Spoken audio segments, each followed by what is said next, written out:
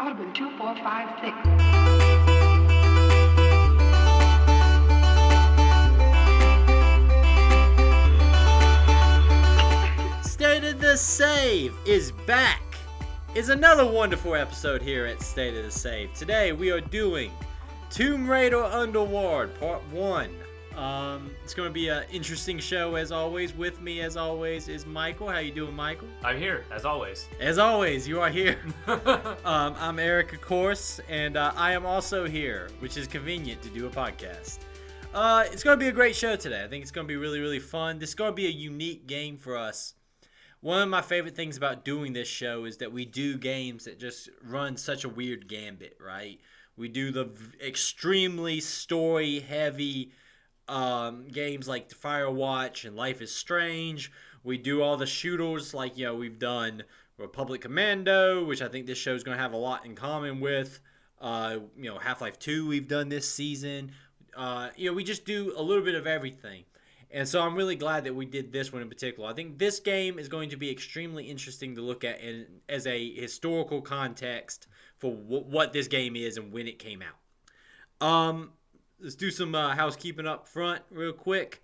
State of the Save is doing not a relaunch, but a reboot. A soft reboot. A soft reboot. We have new artwork. We have new logos. It's going to look good. I'm excited about it. Coming in very, very soon.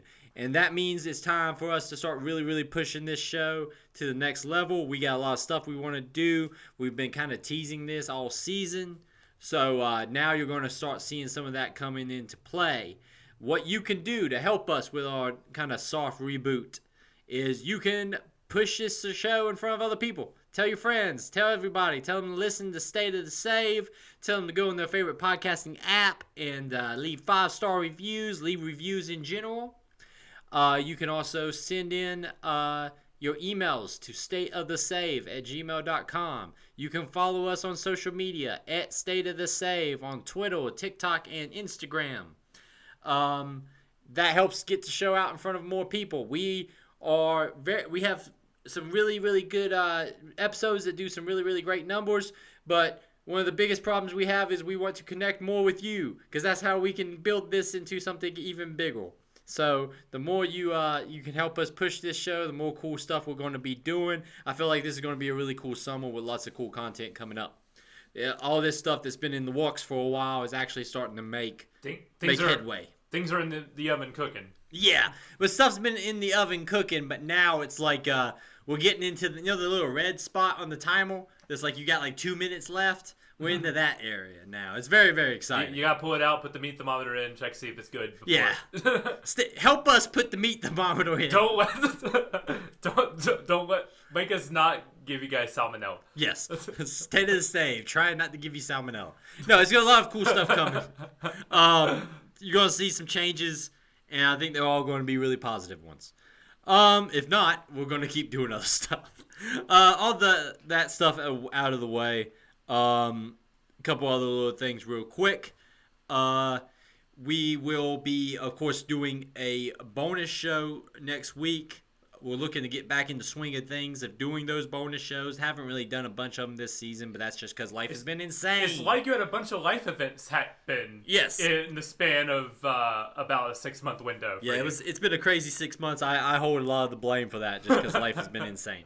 But we're trying to get back in the swing of things, and it's a great time to do it with the new reboot. So we're going to be doing our not E3 show. If you were aware of us last year, we did a E3 show where we talked about all the games we were excited about, talked about stuff that we saw coming.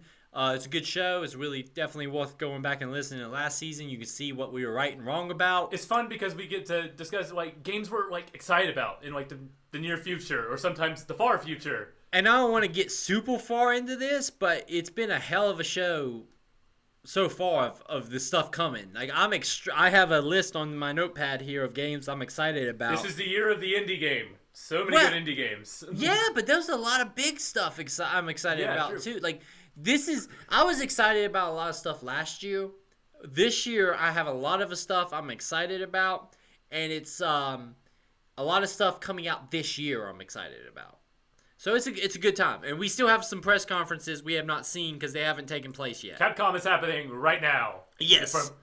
If we want to set a time and place for what we're doing. Yes. Yeah, we will tell people what we're doing right now. Yeah, right now we could be watching the Capcom thing, but we're doing. But we're here with you. Yes. We wouldn't want to be anywhere else. Who knows? That thing might just be a lot of Street Fighter 6 footage. Oh, go on. Yeah. I feel like they've shown a lot of stuff. I'm interested to see if they have anything else. No, but poor Ken. Yeah, it's okay. He's gonna be all right. No, it's gonna be a great show. I've definitely come back next week and check that out. I believe Nick will be joining us on that one also. Let's get to some video games. That's what we're here to talk about. Absolutely. Michael. Yes. What kind of video games you been playing? Jumping off of the Capcom stuff, so not to get too into like trailers and everything, because we're going to say that for next week, but the Sony State of Play included a really impressive trailer for Street Fighter 6. I am not a Street Fighter guy. I wasn't a Street Fighter guy, I should say. Spoilers for what I've been playing. So I think it looks really cool. I saw a bunch of like gameplay breakdowns and how like there's going to be a full-on single-player mode, which is what gets me. I love fighting games, but I'm pretty terrible online, so I like playing like the single-player modes of fighting games. Also, the fact that it seems like fighting games are moving away from like the single-player mode just being like an arcade style to more of a, like, you know, Mortal Kombat did the big story modes, and like this looks to be a story mode with an open world and all that kind of stuff. Not necessarily like story modes too, just like give me something to do like in single-player content. The best I've seen was Injustice 2's Multiverse, like a rotating series of like your daily challenges, your like weekly challenges, stuff like that, stuff to get, and once you do those, you get like gear for your and pieces for your like fighters that you use and everything. So whenever there was like a Green Arrow or a Black Canary event, I would like latch onto those and be like, oh sweet, I need some more gear. I need Black Canary to look cooler because her gear pieces are a little bit lacking in that game. But anyway, moving on. So, as I've said before with like Injustice and Mortal Kombat, I've been on the Mortal Kombat side of the tracks versus like the Street Fighter side. You're either like one or the other, typically. There was, in an alternate universe, I would get really into Street Fighter and I could pin it down to like one moment. There was a moment in daycare that we had a Super Nintendo at. Someone had brought a bunch of games. One of them was Street Fighter 2. And as somebody who looked at the cover, I went, this is probably like a Brawl Brothers or a Final Fight. I knew what Final Fight was, but I didn't know what Street Fighter was. Okay, I mean, that's still like... He popped it in, and it wouldn't work. It did not work. So I did not get a chance to play Street Fighter 2. But, somewhere in the multiverse, that cartridge worked, and Michael was super into Street Fighter. Yeah, because I was really into Puzzle Fighter around the same time. Which I didn't know all the characters in Puzzle Fighter were the fighters in Street Fighter. So there would have been a moment, if that would have worked, that would have clicked, and I'd be like, oh, it's the Puzzle Fighter dudes. I know, these are the Puzzle Fighter guys. I know Ryu and Ken and Chun-Li, they're from Puzzle Fighter.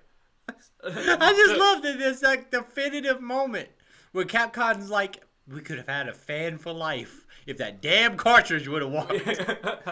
If you would have blown on it, Michael, it would have damn become a Street Fighter fan. We tried everything because I was like, I like Brawl Brothers, I like Final Fight, I like those beat 'em ups. And wouldn't be like, wait a minute, it's a fighting game like Mortal Kombat? Oh, it's the Puzzle Fighter dude. Yeah. Sweet, awesome. So there, just that moment of like connecting the dots. So because of that, I actually a year or two ago I grabbed the Street Fighter 30th anniversary collection.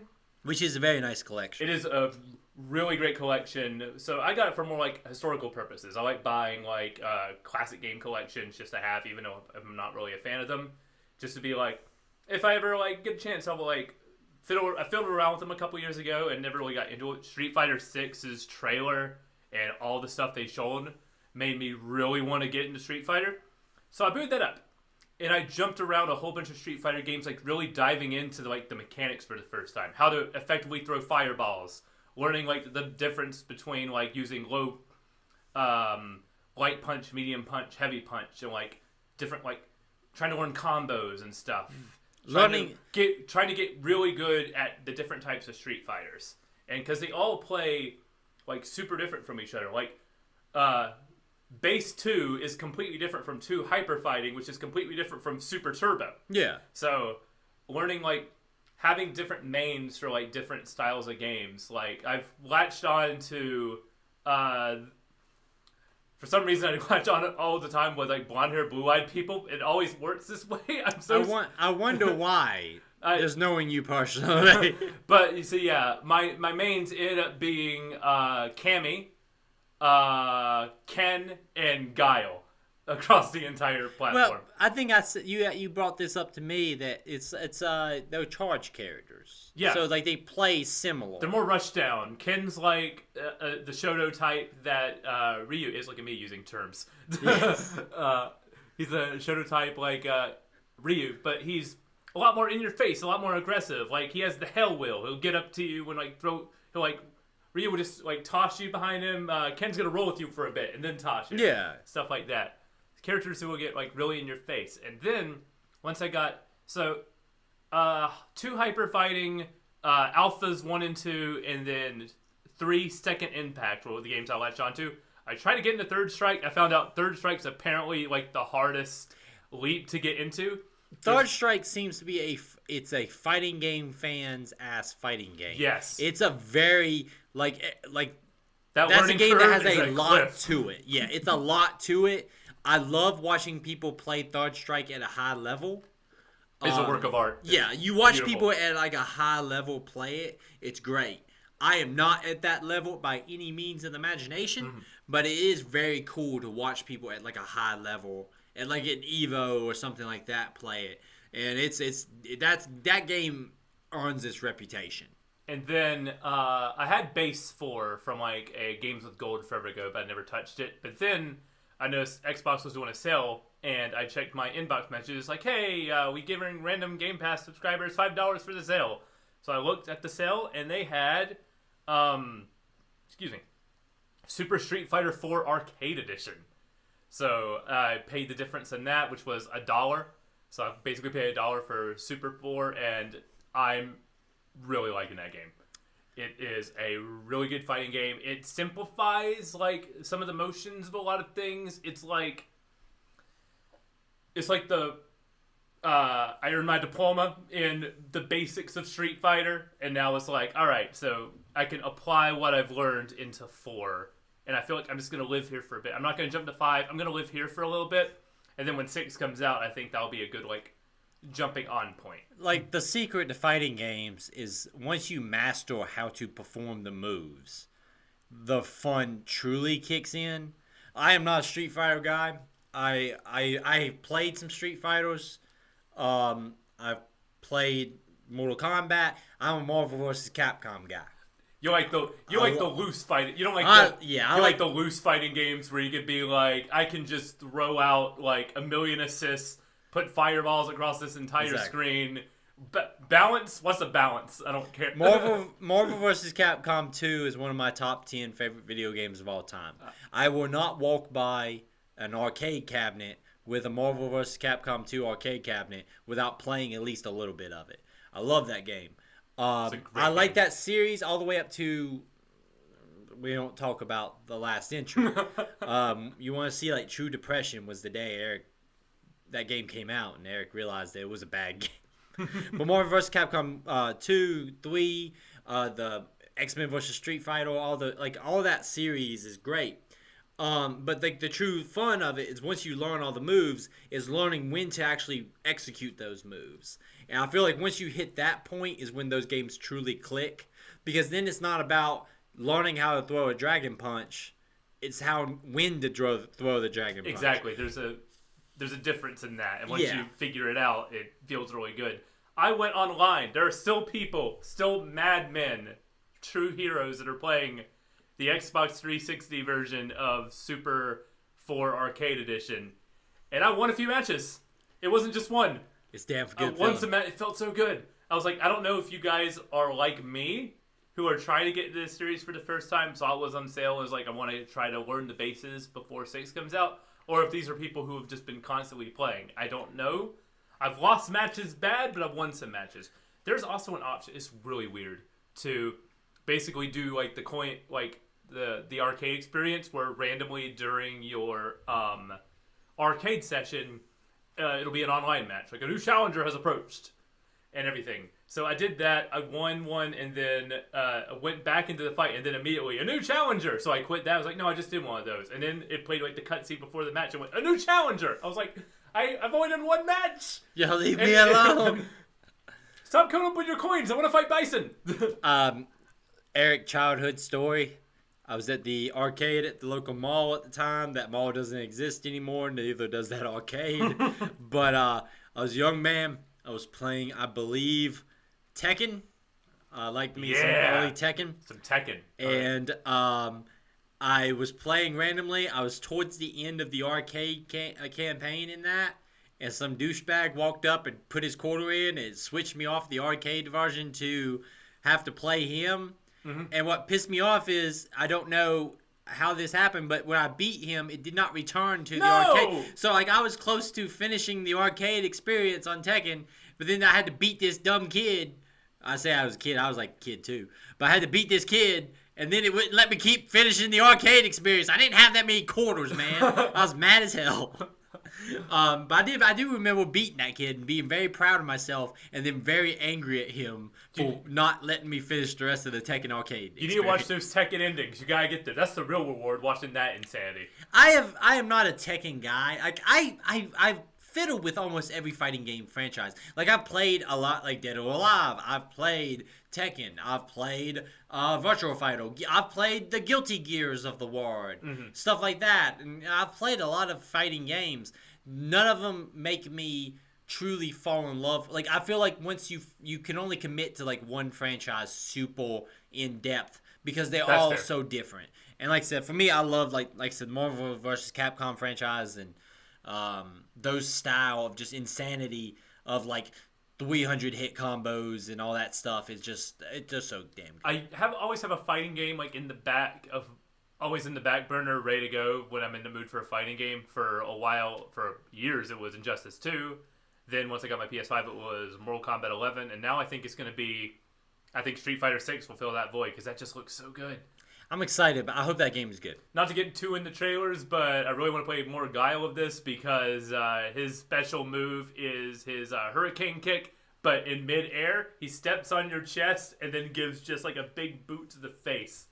In midair. It's pretty good. Yeah, I like the art style that they show off in 6. It looks so good. I like the style of Street Fighter moving forward. Mm-hmm. I like bearded Ryu. Damn, it's damn good. You like Divorce Ken? Yeah, Divorce Ken. No, I love that people just saw him and then made up backstories that people are taking as truth now. My favorite quote from that is like, "She took the kids, Ryu. I got nothing but fighting." See, like Ryu has nothing but fighting, so I imagine Ryu's like, now you have everything you need. I mean, because that's all his thing is. He just roams the earth beating people. They say that you can be my wingman anytime and just walk off into the sunset together. It's like a Top Gun ending. Anything else you've been playing? That's basically it for me. I have been on a ninja samurai kick. So I have finished Ninja kicks. Yeah. See, I have finished Trek to Yuma.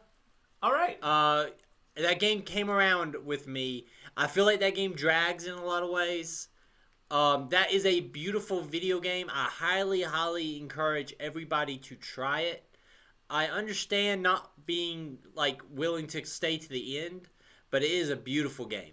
That the art style of that, the way the cinematography that they use, everything about that game is beautiful. Mm-hmm. It led me to I was like, man, I'm really kind of in the mood for these kind of stories. So I started a book called Demon Hunter, which is basically a Japanese set in like Japan version of The Witcher. So if you like the Witcher books or the Witcher stories, this is a manga, right? No, this is a book series. Gotcha. Audible has the first book till the end of the month. Is this what that as a part of the Audible like subscription? Okay. Is this what that Demon Hunter anime is based on? Okay, so this is very much like it's very much set like The Witcher. The first book is a series of like short stories. Each chapter is a short story. But I've been just kind of in that mode. And then they released the entire Ninja Gaiden, all 3 of those remakes. I played Sigma before. Yeah. That's a tough as nails game. Yes. That's where I'm going with this. So I'm in that mode. I'm reading this book. I am, I just finished Trek to Yuma. And I'm like, man, Ninja Gaiden. I like me some action games. This is a series I didn't really stick with. I was a Devil May Cry. I was a God of War guy. I wasn't a Ninja Gaiden guy. So I grabbed all 3 of them. Started the first one. Started on normal because that's how I start my video games. Got my ass kicked so many times. It's not even funny. So I am playing the first one now on easy. I'm willing to admit it. I'm man enough to admit it. I'm playing it on easy. The easy mode is too easy because it basically gives you like an almost impossible to die. Like that when you get extremely low on health, it gives you like this clock that gives you time to get health. And in a game where they can knock your health bar down, like a standard enemy can knock your health bar down in like 3 hits. I'm constantly going into that mode, but because that mode is like when you in that mode, you block all attacks incoming automatically. It makes it too easy. Gotcha. I love that combat. The combat's really, really good. Super tight. I feel like there needs to be like one more difficulty level. Like this is the easy insulting mode that I'm playing on right now. There needs to be one between that and normal. This like, hey man, easy plus or something, or so I like can learn this combat. Or an ability to like customize your difficulty. Like I want this, I want this, I want this. That would be nice. Like, hey, don't give me this like safety net, but at the same time, make the enemies a little bit less aggressive because they can. When I was playing on normal, I got to the first boss, and he just juggled me the entire time. And the game is like the combat is super tight. It's not the combat's fault, but as someone who's trying to learn this series, it doesn't give you a lot of wiggle room. They're very nice remakes though. Like they look good, they run well. It's like my first time with this entire franchise. I've played the NES version of Ninja Gaiden, but I've not really played much of anything else on these. I'm enjoying playing through it. I want to, but I think that difficulty level, and I hope maybe somebody can write in or somebody can send an email or something or social media message telling me like Eric on the other ones is a little bit different because I wish there was that different difficulty level between easy and normal here where I feel like normal is just like a little bit too much for me for a guy new to the franchise.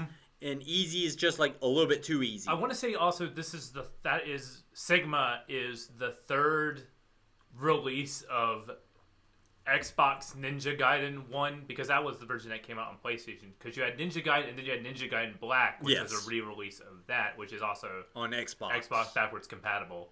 So I don't know if like that easy mode is just a Sigma thing. I don't know if that was introduced with Black or if that was always there. I don't know. When you really have 3 releases of the same games, it just becomes reading patch notes at that point. Yeah, I am like I said. I enjoy the combat a lot. I just wish there wasn't. I wish there was a little bit more customization in the difficulty level as someone new to this franchise. That game is fucking hard. Like it is a very hard game. Oh, it's no joke. And that's coming from someone who is relatively competent at video games. Did you get to the cruise ship yet? Because that's where I fell off. Well, I'm not on the cruise ship. I'm on the airship. Is it like the airship? Yeah, it might have been that. It's like an airship. I remember like being so lost in interiors and then getting thrown into monster closets or like ninja closets and just having to fight waves of dudes for literally 10 minutes asking, am I supposed to be here? What am I doing? I don't know. I'm at there now. It's an airship like that's traveling.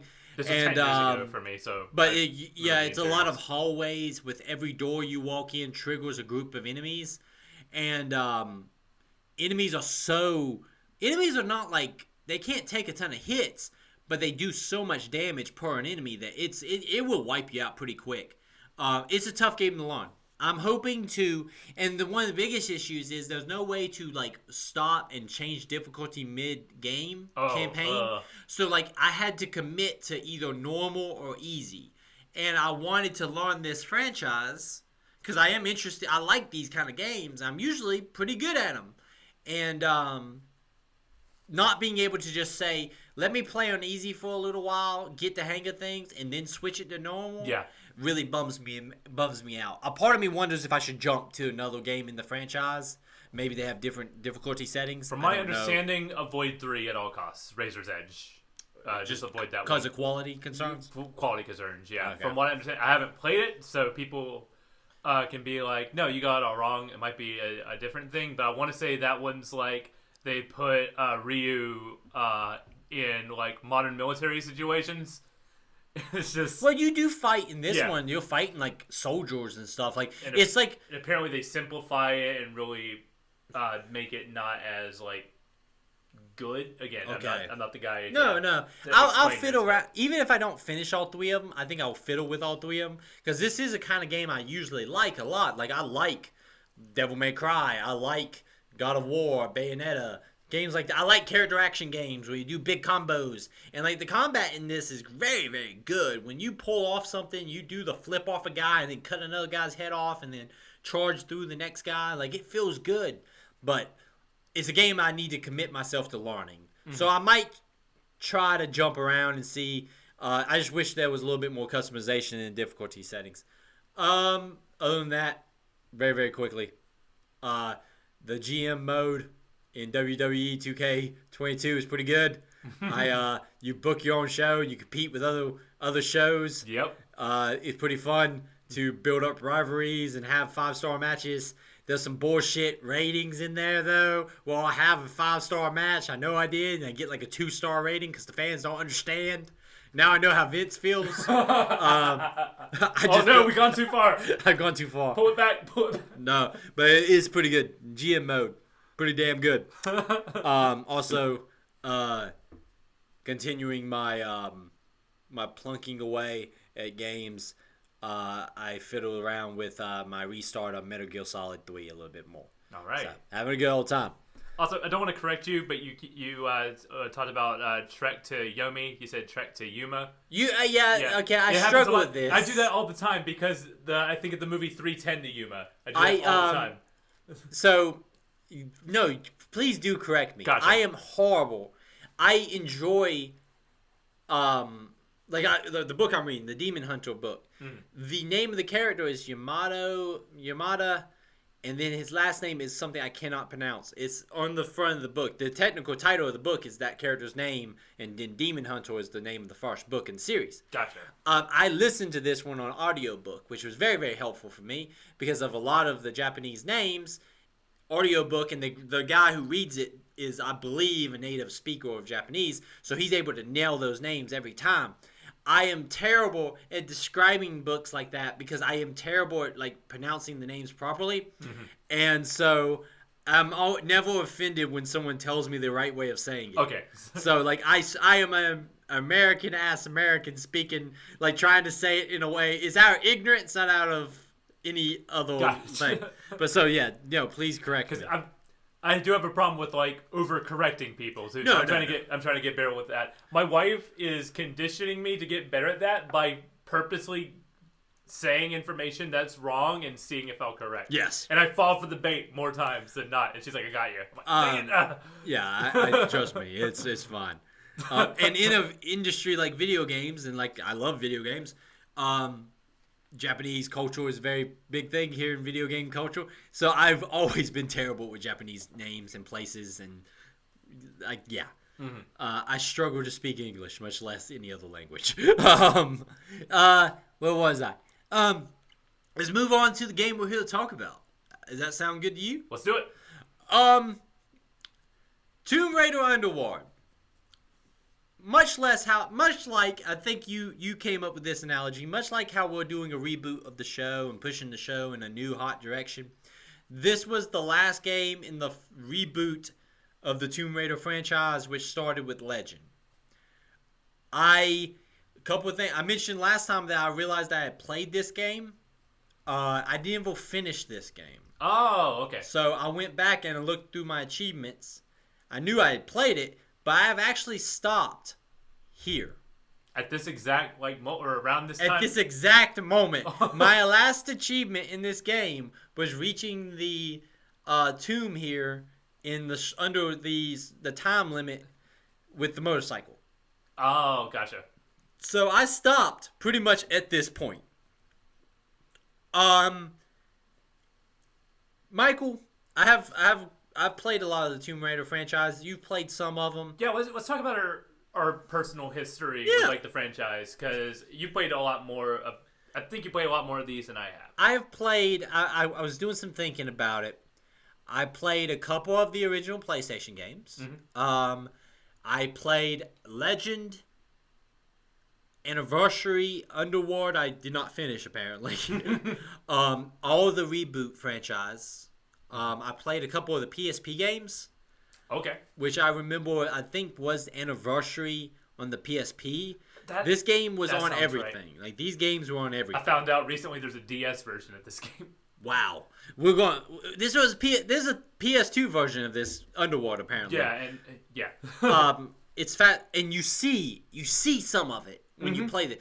You said something that I found extremely profound, and I don't want to take it from you. Yeah. You said this, but when you said it, it just clicked all the wheels in my head. Mm-hmm. You said, this is the part where the next generation of video games begins, and where last generation of video games ends. This is the end of the PlayStation 2 era, and going forward is the Xbox 360 era. This is the missing link. We found it. This is what links those Tomb Raider Underworld.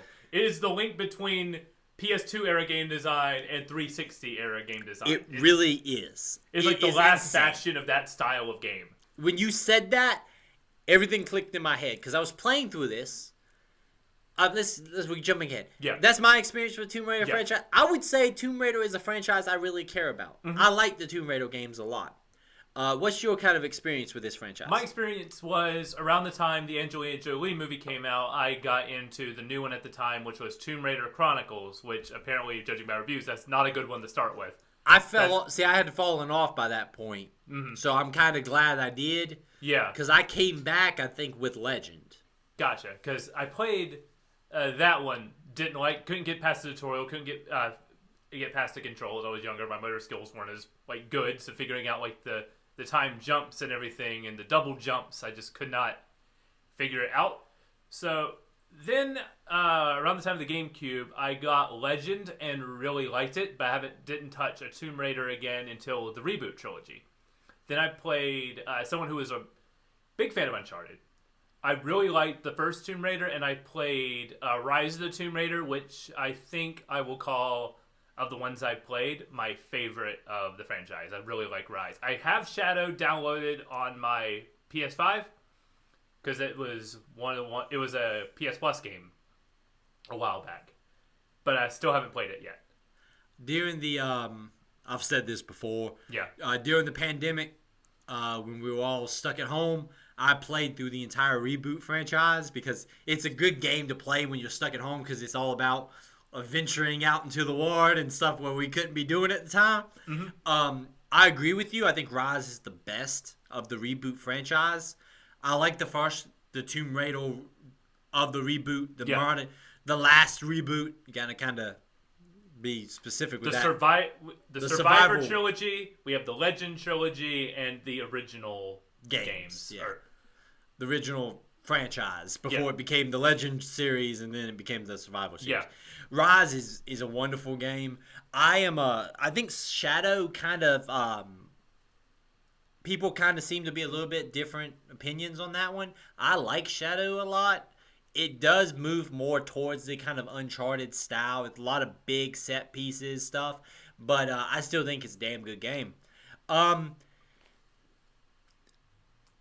feel like, that now that we laid the groundwork for kind of our experiences with the franchise here, we decided to play this one in particular because we wanted to see, what was it about this game in particular that caused them to say, hey, we got to do another big relook at how Lara works, how Tomb Raider works. We need to find another way to approach this series. Yes, and especially only 3 games into this franchise, right, of this reboot. Because, Tomb Raider is this massive franchise. People forget those first couple of games are massive games. Tomb Raider 1, 2, like they were everywhere. There was an icon. There's a reason there were multiple movies of this because Yes. it was a huge franchise. It was like how Resident Evil had a whole bunch of movies. Lara Croft was like the video game like icon of like this isn't for kids anymore. Some of it was also because she was a lady. Yeah. You know, let's not lie to ourselves. It was the 90s, and it was like, it was a sexy lady with 2 guns. But then there was also some legitimate, like, attitude of, like, this is a massive action hero that we're pushing to the moon. And those games were, you know, feeding off the Indiana Jones kind of, you know, adventuring into the... trotting adventures into the unknown. I'm a lot more sympathetic for those games because I think that style game is really, really good still. And I think that you can still make a good one of those, which is something I want to talk about. But then we're like, you know, they do the big reboot here because of the games like Angel of Darkness and stuff like that kind of lose the thread. And we're like, why is it that this version of Lara only lasted 3 games? And playing through this, I'm now realizing why. This feels like a game that was hindered by the fact that it's like they didn't learn their lesson from back in the PS1 days where this was a yearly franchise where it was diminishing returns, like you didn't have as much time to like work on these, and as a result burnout happens. Like I feel like some of the wear and tear is starting to show. Like I feel like if there was another one of these, I could see it not being good. So I feel like this was a chance to like pull the brakes because there's a lot of bugs in this game. We had several hard crashes. This game crashed in Thailand. 3 hard crashes, like screen jitters and everything. Hard crash to the Xbox dashboard. Yeah, I'm playing on the Xbox Series X. I don't ever have crashes with any other ports. Because of the nature of this show, I play a lot of old video games on there. Don't have many problems. I had a lot of crashes. I save a lot in this game because I live in fear of the crash. I lost 25 minutes because of a crash. Because the autosave system, there's a lot of autosave points, and the game will even tell you, you can't save over this, there's an autosave slot. You can't save over this, there's an autosave slot. I'm like, where are these when I need them? I feel like those saves are like mystical saves because there's been times where I've died mostly because the game has a weird logic with how far of a fall damage you can take. I cannot wrap my head around the fall damage of this game at all. You know, there's times where you can take a 10-foot fall and just get a bump on the knee, and then there's times where you take a 10-foot fall and it's an instant death. And sometimes, like, if you, like, fall and it doesn't kill you, it's better to just kill yourself. So then you spawn at the top of that ledge again instead of having to like try to climb all the way back up. I've used my grenades more on killing myself than actually killing enemies. Yeah, there's a couple of times, especially here in the Mexico section, in which I had to go down into a cliff section to get an item, and walking my way back up was such a hassle. You blow yourself up. You just spawn up there and you now get you have your item because the item transfers over with the death. Let's get into this. We're going to kind of break this up by sections. Yeah. We're not going to get super into story stuff. I'll kind of hit it. Yeah, the game itself doesn't get too much into like stories. I think this is very much story-wise an amalgamation of a continuation of Anniversary and Legend. It's like the end of like that trilogy, and there's even a good recap in the game that summarizes those 2 games very well. I don't feel lost jumping in. It helped jar my memory because I had played those games. It jarred my memory on them pretty well. I do want to compliment them. That is something I wish every game franchise did. Remind me of what happened in the previous. Because even if I've played them all, it's the nature of the beast. We consume so much media. It's really, really not. Obi-Wan, the start of that series does like a quick recap of Obi-Wan Kenobi's entire life up to the series, right? And it just gives you a little bit of a recap of what's going on. Oh yeah, it jars your memory on everything, so you know what's going on. Every franchise needs to do that. I consume a lot of media in my life. I also have a busy life outside of normal. Help me remember the stuff for your story. Or do the Alan Wake thing and remind me every time I boot up the game. Previously on Alan Wake. Damn, I wish. Every game should need that. Alan Wake is a perfect video game. Yeah. Damn, yeah, we ain't seen any gameplay footage. I was hoping somebody would show some Alan Wake stuff here at Not E3 this year. Maybe. Has Remedy got anything coming up? I don't know. Man, maybe that's next week. We'll talk about that. Eric's disappointments for Not E3. No Alan Wake 2. No Alan Wake. If this was real E3, we would have had the Alan Wake 2. Damn, I'm excited for that game. Right? Survival horror, man. It's coming back. It's the year, it's 2023, the year of survival horror. We'll touch on that next week. It's my favorite one of my favorite games, my favorite genres. Eric's very happy. I'm very happy. There's lots of survival horror. Yeah, there's not a ton of story stuff here. I have always struggled with caring about Tomb Raider storylines. Even in the reboot franchise, I played those 3 games back to back to back. And I still had a hard time tracking Trinity and all that stuff. Like, it's a lot of times it's secret organizations, and it's always dealing with Lara's dad. It's always Lara's dad. Or in the reboot franchise, her mom too. Yeah, in this game, her mom and her dad. Yeah, it's always her mom and dad. The Cross family is the worst at communication. Like, get a cell phone or something. Yeah, they don't pass things along. Here's a tape that I left for like 15 years for you to find, Lara. That's still in the crypt. In the crypt of our family home. It's like, hey, I could have told you this, but yeah, it's a video game. Like, long story short, we are trying to find access to the Underworld, almost like the name of the game, because that's where Laura's mom went missing. Yes, missing, and Laura's dad died. Yes, trying to find her mom. Her mom. And to do this, we are collecting the portions of the mystical Thor's armament to unlock the gates to get in there. I think all that's kind of cool. I like the idea that we're going to different, like, ancient religions, like, version of, like, the underworld, and how they're like, oh no, this is all, like, the same thing. It's all tied to the same place. It's all tied to the same place. They have different names for things. Like, this culture has a different name for Urenheim.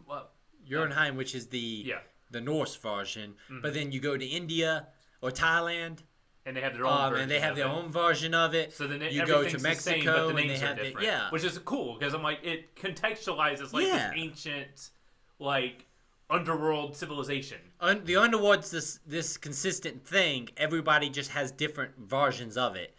When you go to Mexico and you're dealing with the Mayan version, you're going to the same place. It's just called something different. You got different kind of deities and things like that. It's a really good theme because, like, she's going literally into the depths of hell to, like, get her mother back. Like, it's yeah, I'd like that whole concept. Really cool. Mm-hmm. The whole concept with her rogues gallery, I always feel is weak in the Tomb Raider franchise.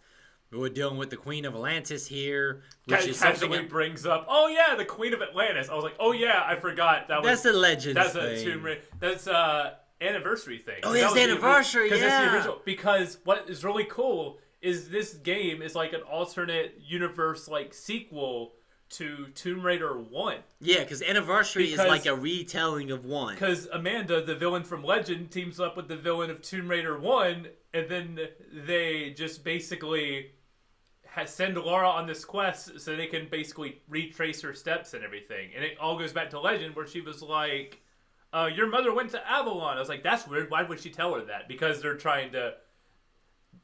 It's the classic hero thing. It's like, you led us here. We couldn't have found it without you. Yeah. Ha, ha, ha. Which is a Tomb Raider trope, too. That happens in the new franchise. It's an Indiana Jones trope. Uncharted does that every single game.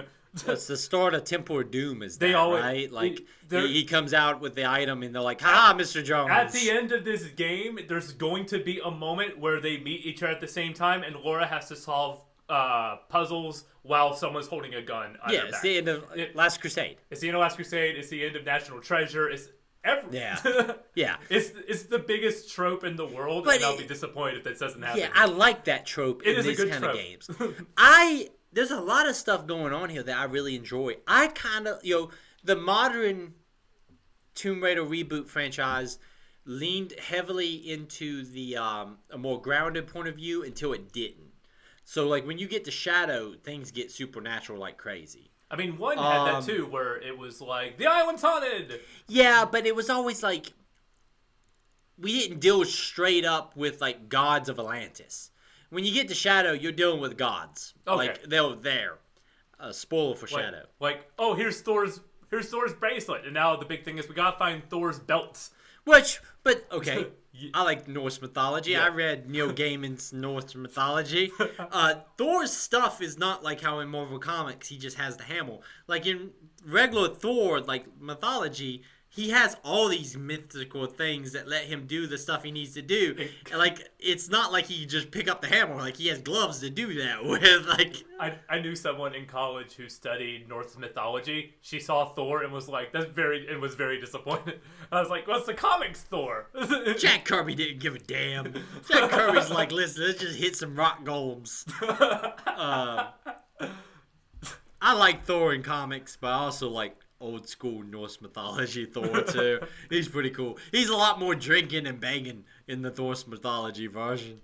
I highly suggest that Neil Gaiman Norse mythology book. It's basically he puts the Norse mythology in story form. It's very, very good. That sounds cool. It's shocking. Neil Gaiman is a high quality author. No, there's a ton of good stuff here. We start off with a section that I, in retrospective, actually enjoy the most that we've played so far. Like the underwater section. Oh, okay. I thought you were talking about the in media res bit. There is a cold open. It does I like it because it does the Dragon Age Inquisition thing where you hit start and something blows up from the title screen. True. Like, whoa! You blow up Craft Manor like, right when you hit start. I did this. Oh no, I'm sorry. It is good, and it's a cold open. It just gives you a tutorial of movement. Gives you all like the mystery of like, oh, Lara's team is turning on her. Yeah, like they're like, this Lara, and he's like, I know, and then it cuts to 2 weeks ahead. You know, it's at the time a lot of video game stories were doing this. Trying to put my mind back to that time period, the cold open was like, even the movies and TV at the time was super into cold opens. It's also an adventure like movie and game trope. Yeah, being like, we know the tension's there. And I appreciate that in this halfway section, we get to that point. And now we're past that point. Yes. So, I appreciate it's not the ending. Yeah. Like, it's the 1/4 of the way through the story, not the end of the story that we start. Mm-hmm. I have a hard time. I despise it. Comics do this a lot. Where, like, the first 2 pages are the last... Like if it's an 8-issue series, the series starts with pages from the last issue. And, like, how do we get here, Captain America? And I hate that so bad because... Cue Baba O'Reilly by The Who. Yeah, it kills the tension for the rest of the series. Yeah. Because we know that everyone will get to this one point eventually. I like that we get it over with pretty quick. Michael's just straight up bringing up YouTube here. He's like, fuck Eric's opinion. I was trying to close a notification, ended up opening up Giant Bomb's new video. Don't be pimping Giant Bomb on here. Oh, sorry. I was just explaining what that noise was. No, anyway. It's all good. It's all good. I might cut this anyway. No, don't cut it. We don't cut stuff. I actually really enjoyed this whole underwater sequence. I like the concept that it feels like a place. We leave our boat. We venture down beneath the depths. And then we are going to walk our way through the tomb down there and then walk our way back out. I feel like Tomb Raider is at its best when I'm just globe-trotting, having adventures. I feel like this section is really, really strong. This section helps me figure out how necessarily to play this game. Because you have to find like the 3 anchors to like open up like the door at the bottom. And the hint says, follow the jellyfish. So I'm like, okay, the jellyfish is in this one cavern. It wasn't until like probably longer than I should have realized I have to leave this cavern and go like look at through other caverns and figure out the like anchor points and where to like find those and then take those back. How do you feel about the hint system? It is not helpful at all. I struggle. Mostly not helpful. I struggle with the hint system because there's two versions of hints, right? There's a hint, and then there is a straight up Lara tells you what to do next. But that's a weird icon. Maybe that means something. And then second, I need to do this. I need to put this in here to unlock the door. I realized when I use the hint system is usually because the information being given to me is not clear enough for me to understand what I need to solve. And that is my biggest problem with this game.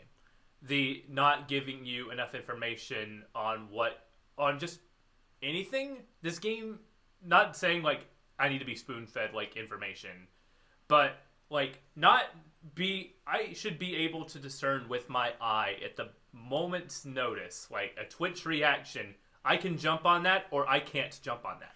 I've made so many falls to my death going, oh, that's protruding from the wall. Oh, Lara's not going to grab onto that. Okay, and now I'm dead. All right, this happens like once every puzzle. I die by trying to jump on something that I think I can jump on and I just can't. There is a lot of, especially in the second half of this section when you're backtracking to the surface, where I had a hard time grasping where I needed to be, and I try not to use the hint system. So, like, there's a section in which you have to open up a passage, and it's like a broken bridge, and you have to open up that passage that's in the water semi. Yeah. You have to climb your way over to an area and kind of pull it down, right? Mm-hmm. Well, I can't see that. The lighting is not great in this game. They give you a really shitty flashlight. That you can see the ground 3 feet in front of you. Yeah, well, once I used the hint system, I instantly knew what to do. But when looking at the game and trying to just experience the game, I didn't have that instant realization. The challenge should be doing it, not knowing whether I can do it. The puzzle should be finding the solution to the puzzle, not learning what the puzzle is. That's something that I go back to repeatedly with this. Like I said, I love this franchise, and I think I'm a little bit easier on this because I was it was easy for me to flip my mind back to what this was originally. Because having played the reboot franchise, a lot of this stuff is cleaned up in the reboot franchise that came out with Tomb Raider and then Rise and Shadow. I was able to kind of throw my mind back to PlayStation 2 era Tomb Raider and go, okay, it's a lot of trial and error. I'm going to be running around. It's a lot of kicking pots and seeing what falls out. Yeah, Lara gives no shit about archaeology. She's like, fuck your culture. She kicks the pot to see if there's a diamond in it. They do better in that with the reboot, where like Lara's a little bit more respectful of other people's cultures. Here, she just like kicks pots. Not only just kicking them. My favorite thing is it'll be on like a shelf up like at eye level. But the trigger breaking it is by kicking it, so she kicks the wall and it breaks. A roundhouse kick on it. Yeah. This whole section, like I said, that is something that really... I feel like the hint system was almost a way of not cleaning up their UI and their puzzle design. I feel like the hint system is like, well, worst comes to worst, they can hit the hint. Exactly. Well, I shouldn't have to hit the hint. And I imagine that was something that fell apart with like the short turnaround. Like when you're doing a yearly release schedule, you don't have time to like really fine tune those things. It's either this works or it doesn't. We'll figure it out the next time we do this. But there wasn't next time for them to like grapple with that. Which we'll talk about as we move on. Yeah. I like the sonar map. That is actually pretty good. And I like how it operates. Where it's you can get a good like 360 view of your area to kind of figure out where the tunnels are. And using that in having the underwater section was a great like tutorial for that. Being like, oh, okay, there's a section here that I'm missing. So then like you follow it to where there's like seaweed blocking the way that you wouldn't be able to see otherwise. I'm like, oh, that's a really cool way, and that's helped me a ton. I wish there was a way to access that with like one button push rather than have me like go to a menu. But again, that's just of the time. That's just of the time. Yeah. Yeah, like, I'm not gonna fault the game for like that necessarily. That's something that of the time was kind of the par for the course. I like another compliment I want to give. Like I said, I enjoy the plunging deep into the depths, how big the swim is down there. Like it feels like you're really going on this deep dive quest. You know, one of the things that happened, you know, is very Tomb Raider like. We get to the artifact and then we get attacked by some mercenaries that knock us out. Lara has a good line here. I don't suppose you're up in the bribery. I'm gonna say this. I like this version of Lara Croft. Yes. I know that she's more of sexy action hero here than she is in the Survivor series. I like the version of Lara in the reboot, the new series, or the newer series.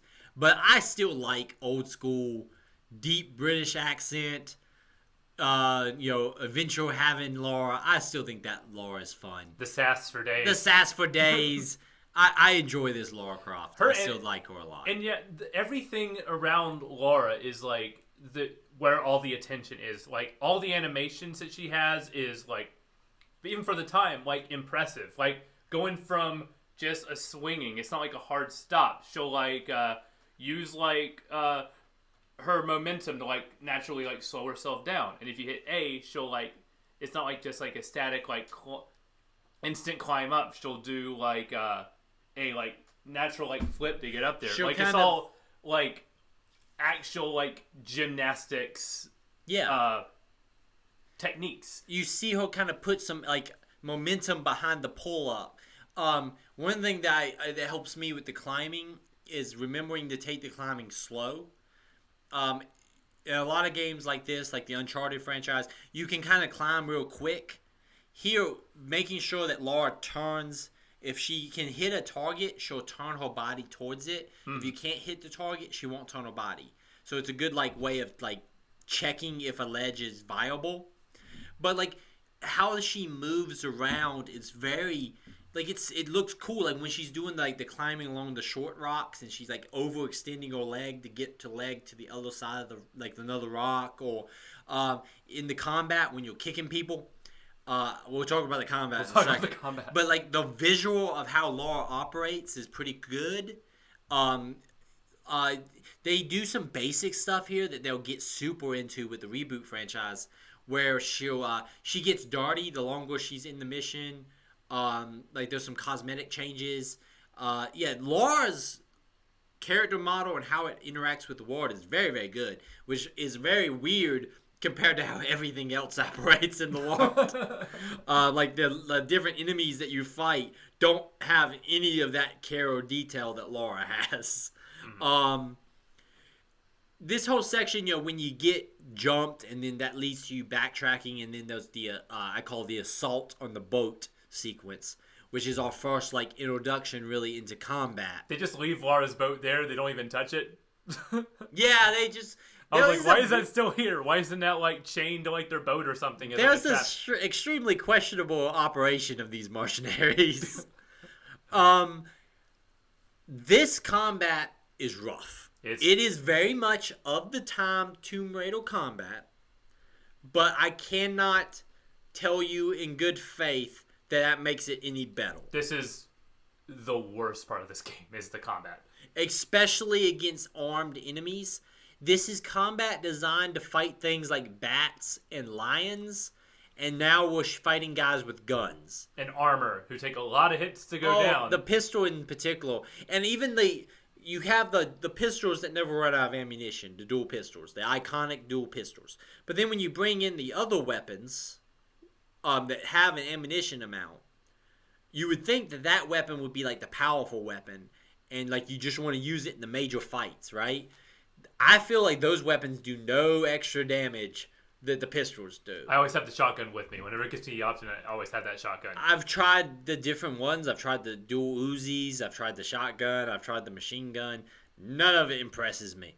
Once again, going back to the model work, Lara looks really cool when she's fighting. Like the pistols will go to different targets.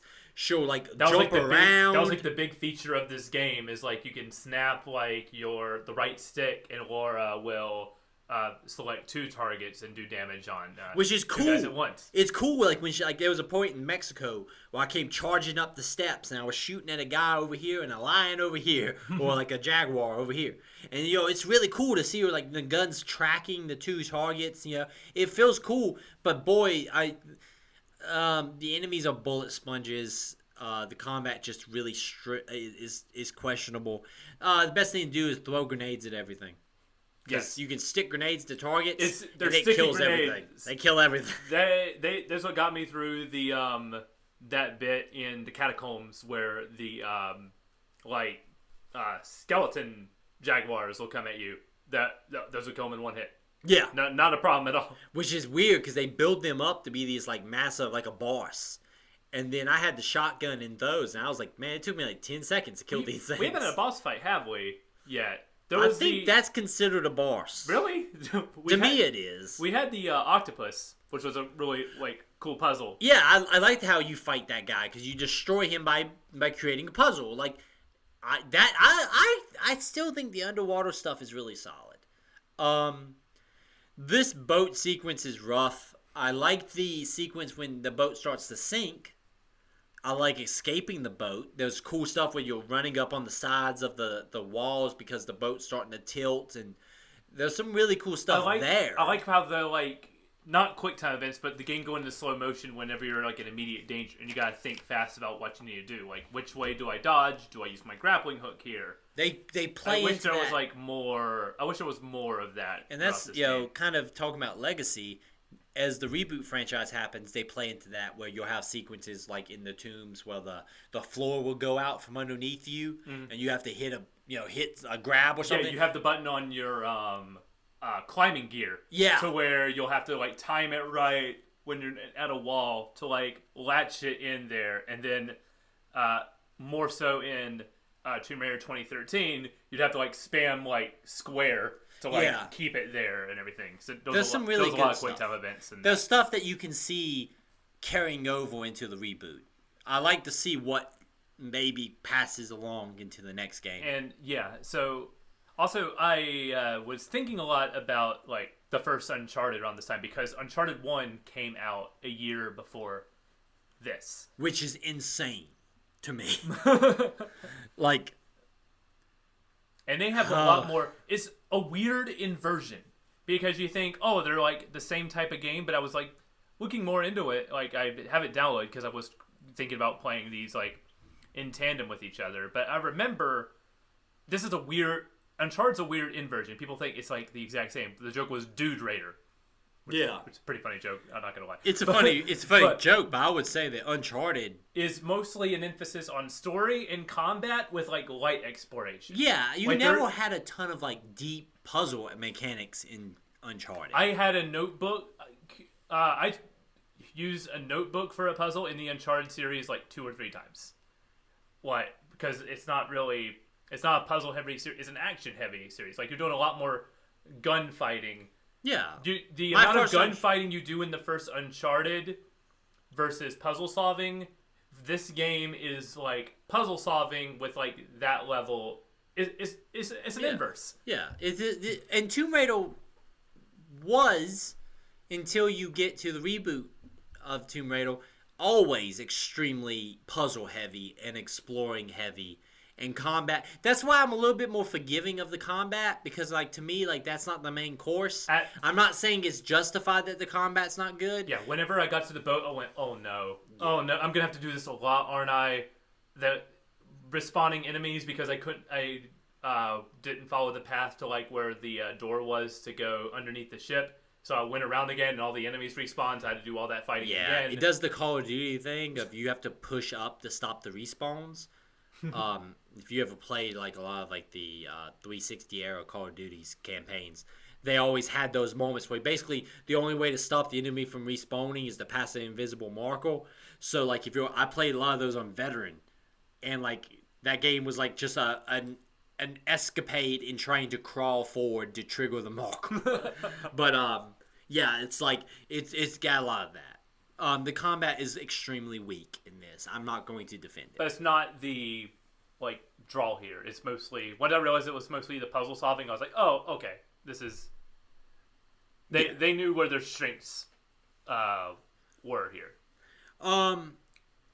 The two villains from the previous games are together. What the Queen of Atlantis is in like this dome thing. Kind of like the beginning of the Avengers movie, what they had Loki in. It reminded me of that. There was a time in like action movies where all the villains were behind glass walls. You had that in like the Star Trek movie. You had that in James Bond. You say a time. I mean, I just watched Spider-Man, the new Spider-Man movie, and they do the they same have six thing. villains behind. They're all behind glass, so Spider-Man can talk to them. So I feel like that's just kind of a thing. Yeah. It's an excuse. So it goes back to Silence of the Lambs, right? Mm-hmm. You can have the conversation with the villain, so you can talk to the villain and have the hero talk to him. Because if they weren't behind glass, and have them why would they be talking? Have them go ham behind glass with some acting. Hello, Khalees. I'm sorry, headphone listeners. Yeah, like somebody's like, "What the fuck is that?" This is weird. ASMR. This leads to us going to our next environment, Thailand. I do not like Thailand. This is the worst part of this game. The game crashed repeatedly on me. The game does not like Thailand. Even the game doesn't like Thailand. It's like, I'm done. I'm shutting off. Bye. We have the tigers as the villains, or the main like enemies. They're not very fun to fight. They're bullet sponges, and they move just fast enough that you have to break your target lock and run to separate yourself, where you can't just like do the dodge, because they're like a half a second too fast. So the only like effective way to fight them is shoot at them a bunch until they get close, break the target lock, roll around a bunch, re-target lock them. Gotcha. Which to me is the least fun way of fighting them. You kind of want to keep the target lock on them so you can keep shooting and then do the quick dodge and all that stuff, but they just, something about their hitbox doesn't seem to really play well into that. I didn't do a lot of running because the shotgun took care of most of that. I think I had the assault rifle. Gotcha. Shotgun will delete those fools if they get too close. Oh, really? I think I bought the assault rifle because I thought I was going to be fighting humans. Because I was like, I guess I'll fight these mercenary guys. Maybe assault rifle. But probably should have brought the shotgun. Like I said, a ton of crashes here. I don't really enjoy the whole puzzle that they have here with the elevator. Thailand is a lot of nothing. I didn't mind that puzzle. There was one thing where there's an entire room in these like ruins that you have to like navigate, and you're like all on different levels, and it's always the point is like, am I climbing the right thing? Because it's never like really clear. I'm not saying like put like a marker on everything, but yeah, this is where I got like the most frustrated with the game, and I was wondering if I even like liked it. But the crashes made me worried if we were going to be able to do this game, because it crashed on me like twice in 20 minutes. There was a conversation on the Discord of like, I don't know if we can do this game, because you had a crash. Then I was like, I haven't had any crashes. And then 10 minutes later, I crashed. And then you're like, it crashed again. And I was like, oh no. And then it crashed for me again. It's, knock on wood, is a little bit more stable now that I've left Thailand. Yeah. It's weird that seems to be the environment that crashes it. I imagine because it's so huge in comparison. Like, think of like everything we've done so far is like a lot more like narrow corridors, catacombs, and I will stuff. say this, I played a little bit farther than I was supposed to, because I was a little bit iffy on what I was supposed to do with the chapter. Gotcha. Because even as the host, apparently I screw up on which chapter I need to play to. Mexico has a pretty big environment. Now, I will say this. And there's a lot of rain effects, too, going on. Yes. So if anyone... don't want to say. Not going to risk it, no. I did not have any issues. Okay. And I'm out of it. I was going to say, if you're going to crash, that seems like the environment to crash in. They break line of sight easy, though. Okay. So I wonder if that's a situation where the game's not having to keep all that loaded in. Yeah. I don't know. Because where I kept crashing on Thailand was the initial climb up. I didn't crash there. I crashed. No way you do the mirrors. You have to move the two statues. Yeah. I crashed there right when I was about to complete that puzzle. Oh no! How far back did it send you? A long way. And then I crashed again on the exit of that area. Gotcha. I don't know why. There must be an effect. Once I started saving after everything, it stopped crashing for me. Yeah, maybe the game's like, save more, fool. Our save system's not great. We get the first Thor glove. It gives us a puzzle in which we can manipulate these big columns. I thought that puzzle was fine. It was okay. There's some puzzles here and there that I generally enjoy. I thought that one was fine. Yeah. I do think it's funny that every time we get a glove, it works for the room it's in, and then it don't work no more. It needs more juice. Yeah, Laura's like, damn. Also, I think it's funny that it breaks apart to be like a little thing that clicks onto her hand. I just want to see like Lara walking around with a big ass gauntlet, like an Infinity style gauntlet. And we learned that the true answer to the question was back home the whole time, which is like, that's a Tomb Raider thing. We always have to go back to the mantle. Yeah, Laura's dad got there first, destroyed the map, and left a note that's like literally says like it's right under your nose. Yeah. Just like, oh. But that's a Tomb Raider thing. Yeah. I can't be too mad about that. Because there's always exploring the mantle. The Croft family can't communicate. If I worked with them, their work emails would be a nightmare. Yeah, it would just all be like, go to the second stone on the left in the library. I'm like, I need those papers now. We did not talk about Lara's like team that she has. Because they all operate remotely from Lara, you only talk to them like once every mission. And so to me, the Lara is the star of the show here. I know. Like the team is like, Zip seems to be the one who has like the most like emotional connection to her. I have no idea what the butler's name is. He's the butler. He's the guy you lock in the freezer. One of my favorite things about the reboot franchise and one of the DLCs, because I played all the DLC, is there's the DLC that takes place inside the mantle. Mm-hmm. There's a whole recording that talks about Lara as a kid locking the butler inside the freezer. That's pretty cool. It was pretty fun. Those reboot franchise, very, very good. So we return home to Croft Manor. Gotta go to the catacombs. Very standard Lara stuff. The catacombs is very, very short. I like the puzzles here. The puzzle with the furnace is really good. Mm-hmm. I actually think this is a really solid section up until the explosions in the house, because then it becomes kind of straightforward. But it's not bad. Yeah. I actually like what this does from the story point of view. You know, we get the second gauntlet down there. We get our direction to be pointed towards where we need to go get the belt of Thor. The stakes are raised here. Yeah. There is the mid-2000s trope of having a dark version of our hero. You know, The doppelganger, Lara. We thought that, like, Lara being, like, it's Lara, shoot at her, was going to be explained, like, not be explained for a while. No, they explain it in the next sentence. If you watch that scene at the beginning, like, one sentence farther, you learn that they all understand what's going on. That wasn't me. Okay. Okay, yeah. It's like she is, yeah. You think Also, that would be like a situation where you're like running from your team and everything as they're hunting you down, but it's like, no, it's not me. Then who was this? And then the butler's like, she couldn't have been there because she was in there the whole time. And you're like, oh, okay. Yeah, it explains oh no, it very it's quickly. evil Lara. I like the fact that we play back through that whole sequence pretty quickly. You know, it gets to evil Lara. We're being attacked by an evil clone version of Lara, who's like got super speed. There were, I believe, and she makes reference to him. I believe there was like an enemy type in Legend, or no, sorry, not Legend. I think in Anniversary. They were like evil versions of Lara, but she said those were just mindless enemies. This one can actually think for itself. It's like it's the super clone. It's gone rogue. And we need a good like villain here. And I feel like this is a good shorthand for a good villain. You know, just have evil Lara show up, you know. I like that whole concept. I like the show. I like the scene where she shows up, because there's some really good camera work there, like when Lara's shooting at her and like she keeps like popping up behind Lara. Like you build like in professional wrestling terms, you always want your new hot heel to come out and beat the shit out of somebody. This does that well. Of like, oh shit, she's super fast and you can't take her down. It walks. I like the bit where you're like, it does like the classic reflection thing, and you're like, something's off.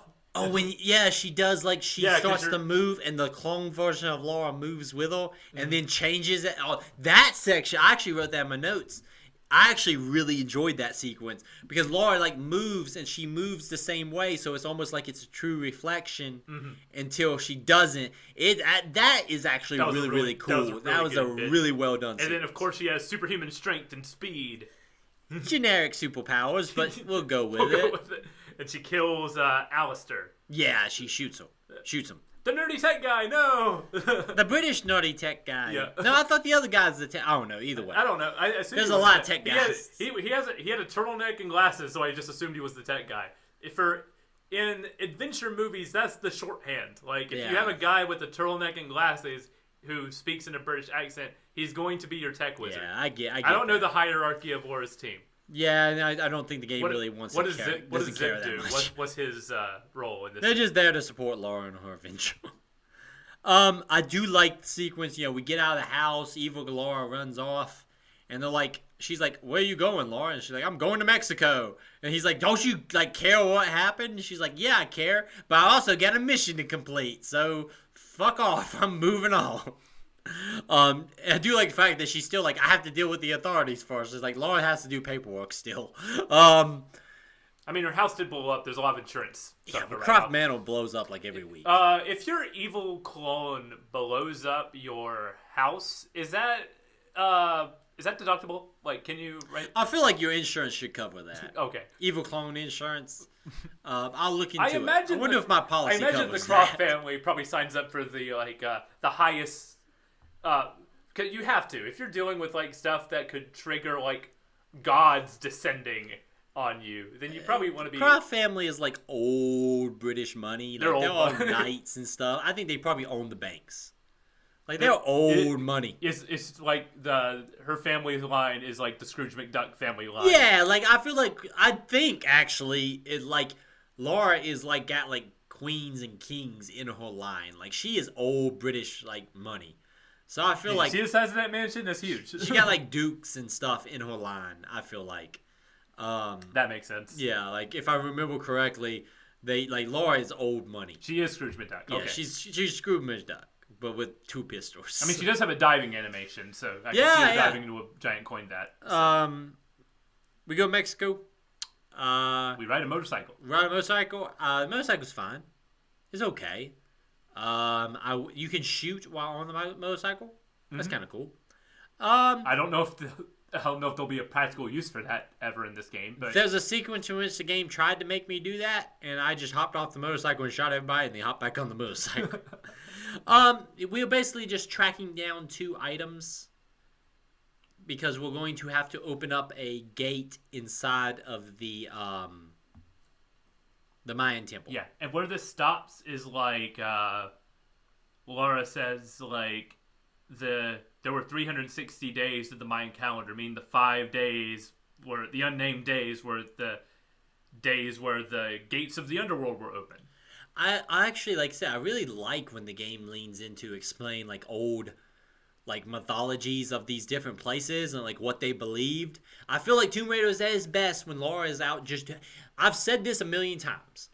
What I want from Tomb Raider games is not an overarching big villain. I just want Lara to have like a singular adventure in this place trying to get something. Like my favorite things about Indiana Jones is when Indiana Jones is trying to track down a single item. I want all of these games to be about Lara trying to get an item. Venturer archaeologist is what I want from Lara. You need a good the overarching villains never do it for me. But I do like when Lara is having an adventure to try to get something. Because that to me is that's when she's at her best. Lara's at her best when she is a total geek. When she geeks out over stuff. Yeah, she should know. Talking to herself, it was like, oh, the Mayan dates and everything. This all lines up, and it's like what my mother was working on. And stuff like that. It's all... Lara knows everything about like history and mythologies, and like she is it's something that they kind of lean into in the reboot franchise is that she's kind of born for this. Like her father like ingrained all of this into her personality, and I think we're kind of wrapping up this section. this one thing I pitched to you when we first talked about doing this game is I wanted to know if I want this version of Lara back. And coming out of this section, I realized I think there's a place in the world for this version of Lara. There's a place in the world for this type of game. Yeah. Well, I think we moved heavily into survival Lara in the new series, and I like that version a lot. But you lost some of the kind of campiness that this game has. I kind of miss some of it. There is a good middle ground that could exist between the Survivor series and this like more campy, more Indiana Jones version of Lara. Pulp is a good word for Pulpy, it. yeah. It's a pulp. Lara is a pulp hero. Yeah. She really is. Like, she's, the Shadow and John Carter of Mars and, all that stuff. Like, she's a pulp hero. Yeah. And the survivalist Lara is more of like a modern, HBO drama hero, right? Getting beat up, falling off of things, breaking an arm, having all these, while this version of Lara is the hyper-competent, knows everything version. I want to see survivalist Lara move towards becoming this version of Lara. Which I thought that's what the plan was. But they never went all the way. This is the one where she becomes the Tomb Raider. This is the one where she becomes the Tomb Raider. This is the final one of the trilogy where she becomes the Tomb. I was like, how long until Shadow of the Tomb Raider?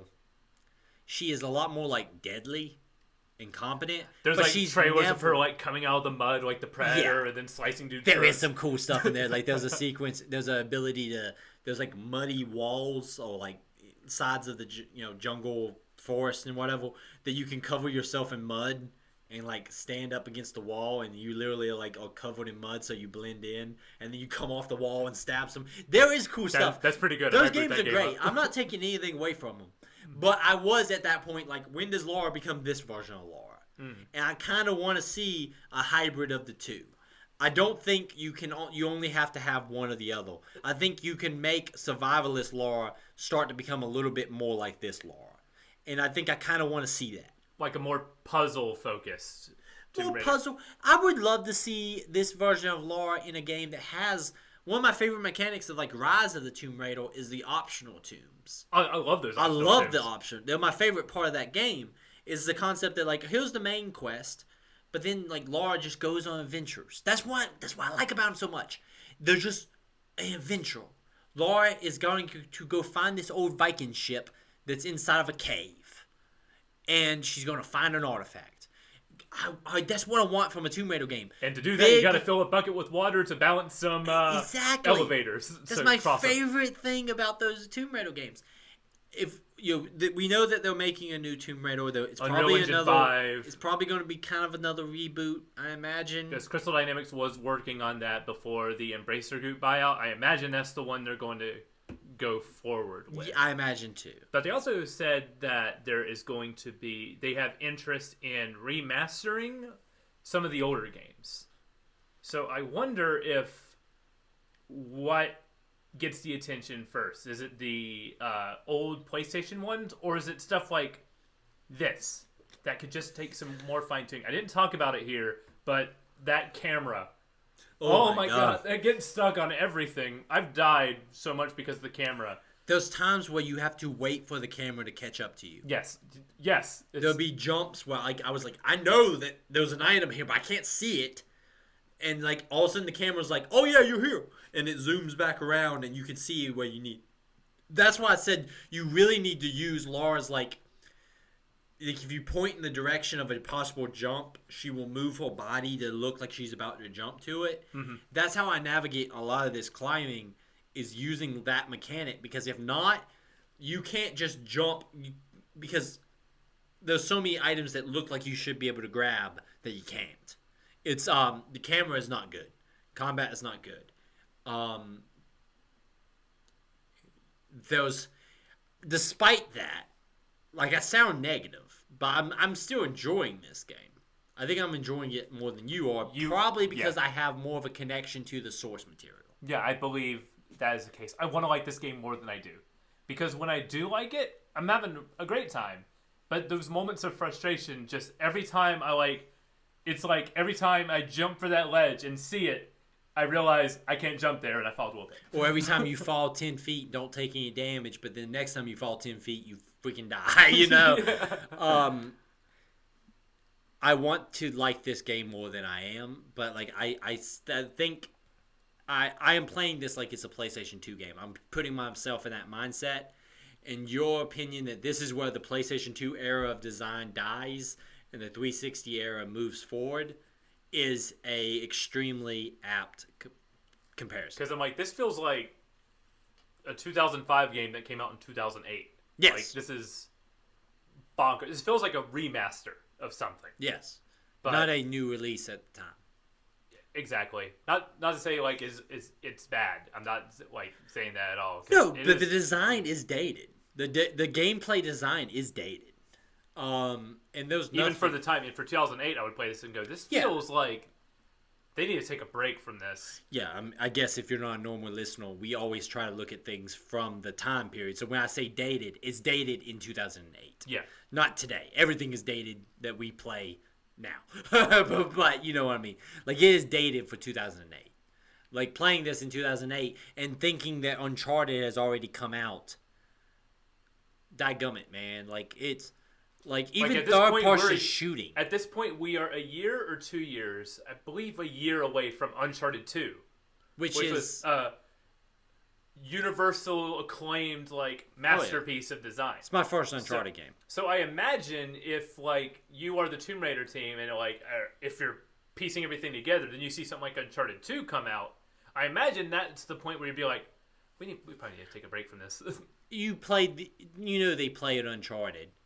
You knew they had to when Uncharted came out. I played Tomb Raider 2013, so I know they played Uncharted. Yeah, but when they played the first Uncharted, think about it. You're working on Underworld, and Uncharted comes out. You have to know what you're producing Writing's is not. writing's on the wall here. Yeah, not you to have say, to. like, yeah, they're completely different styles of games, but I'm like, this is what people are going to want. Yeah, they're from this going to series compare, moving and they're forward. going to want more of this and less of this. I think this is a fascinating game for the time period. We will be finishing this game up for our next episode. Please join us. I'm fascinated to see kind of what this game ends. Yeah, I'm really looking forward to this. And we'll be announcing our next game. I think we got ourselves a banger. I know we got ourselves a banger. Next week we'll be, of course, talking about all this. We keep saying not E3 because there's no official E3, but it's all the press conferences. Not E3, Summer Games Fest. Key 3 is my favorite because Keeley just running everything. But it's going to be a blast. Remember, we're stateofthesave@gmail.com for your emails. Tell us about your Tomb Raider memories. Tell us if you think we're wrong. At State of the Save on Twitter, TikTok, and Instagram. And definitely 5-star reviews in general help promote the show. Lots of cool stuff coming with the reboot. I'm really, really pumped about it. I think it's going to be great. Anything you want to say, Michael, before we leave? That's it for me. All right. Y'all stay safe out there.